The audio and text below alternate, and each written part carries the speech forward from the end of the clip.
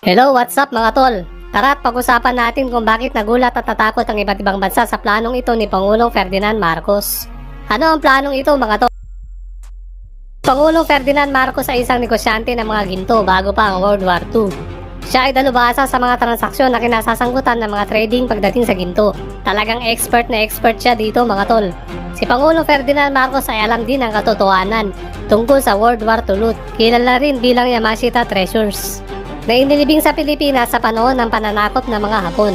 Sa panahon ng World War II, sina Adolf Hitler at General Tomoyuki Yamashita ay sinakop ang iba't ibang bansa at ninakawan ang mga ito. Pagkatapos ay iniutos ni General Yamashita ang mga sundalong Hapones sa Pilipinas upang magtayo ng mga bunker sa ilalim ng lupa sa buong isla. Pagkatapos ay dinala ang napakaraming ninakaw nila na ginto at iba pang mga kayamanan sa Pilipinas at inilibing sila sa daang-daang mga underground bunker.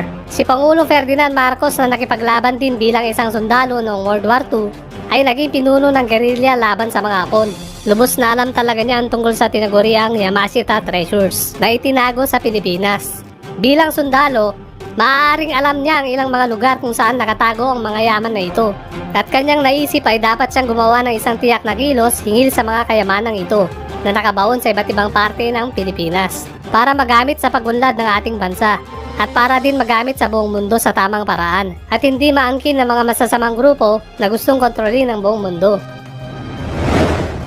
Ngunit may batas na inilabas ang International Court of Justice sa The Hague, Netherlands tungkol sa 900,000 metric tons na mga ginto na nawawala at nawala ito sa panahon ng World War II na ninakaw nina Hitler at Yamashita. Bilang aksyon, ang International Court ay naglabas ng isang utos noong 1946 na ang lahat ng mga nag-aangkin ng mga kayamanang ito ay bibigyan ng 30 years upang mahanap ang kanilang mga ginto. Bukod kay Pangulong Ferdinand Marcos, ay alam din ng iba't ibang makapangyarihang bansa sa buong mundo na ang mga kayamanang ito ay nakatago sa Pilipinas. Ang 30 years na palugit ng International Court ay magtatapos noong 1976 at idineklara naman ni Pangulong Ferdinand Marcos ang martial law noong 1972. Alam ni Pangulong Ferdinand Marcos na kailangan niyang gawin ang pagpapahayag ng martial law upang maprotektahan ang napakalaking yaman na ito na nakatago sa ating bansa. Isa rin ito sa dahilan kung bakit siya nagdeklara ng martial law.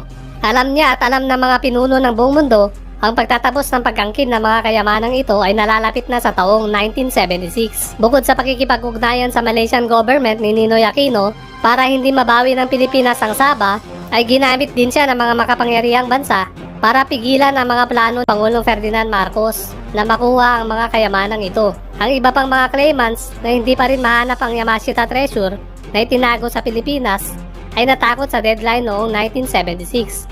Dahil ang bansa ay nasa estado pa ng martial law at hindi pa rin mahanap ng mga umaangkin sa mga gintong ito na nakatago sa iba't ibang lugar sa Pilipinas. At dahil nga sa martial law ni Pangulong Ferdinand Marcos ay pinalawak ng International Court ang deadline para sa isa pang 10 taon para hanapin ang mga kayamanang ito at iyon ay magtatapos sa taong 1986. Nang tinanggal ni Pangulong Ferdinand Marcos ang martial law noong 1981, 2 taon ang nakalipas, ay ikinagulat at ikinatakot ng iba't ibang bansa ang planong ito ni Pangulong Ferdinand Marcos. Ano ang planong ito mga tol? Sa isang pulong ng mga pinuno ng mundo sa Toronto noong 1983, si Pangulong Ferdinand Marcos ay inihayag ang kanyang plano na lumikha ng isang Asian dollar na sinusuportahan ng mga ginto na pag-aari nito noong binata pa siya na 7,000 metric tons. Kasama na dyan ang Taliano Gold na 400,000 metric tons na nasa Bangko Sentral ng Pilipinas. At kasama pa dito bilang suporta sa plano niyang Asian dollar, ang komisyon nila ni Father Antonio Diaz sa Taliano Colan na 192,000 metric tons na nasa Switzerland. At malamang mga tol, kasama na din dito ang ilan sa mga Yamashita Treasures na hawak niya. Ang planong ito ni Pangulong Ferdinand Marcos ay kinagulat ng buong mundo. At kaagad na gumawa na aksyon ng Amerika at ang mga kalyado nitong bansa para hindi matuloy ang mga plano ni Pangulong Ferdinand Marcos. At ikipagtulungan din ang mga oligarko o ilang mapangaping mayayaman sa ating bansa para hadlangan din ang mga plano ni Pangulong Ferdinand Marcos. Dahil ayaw nilang umunlad at yumaman ang bawat Pilipino. At higit sa lahat, mawawala na ang kontrol ng mga oligarko sa mga mahihirap nating kababayan.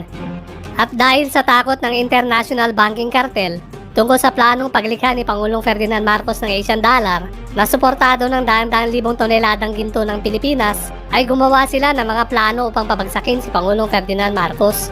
Isa na dito ang pagpatay kay Ninoy Aquino na sinisi nila kay Pangulong Ferdinand Marcos. Ngunit hindi naman nila ito napatunayan sa korte magpahanggang ngayon.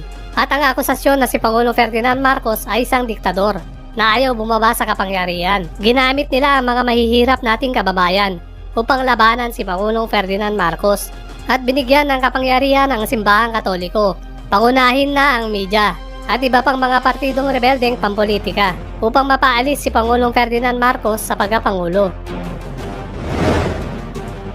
At eto na nga mga tol, malapit na ang 1986, ang taon kung saan magwawakas na ang pag-angkin ng iba't ibang bansa sa World War II loot o tinatawag na Yamashita Treasures. Ngunit nasa kapangyarihan pa rin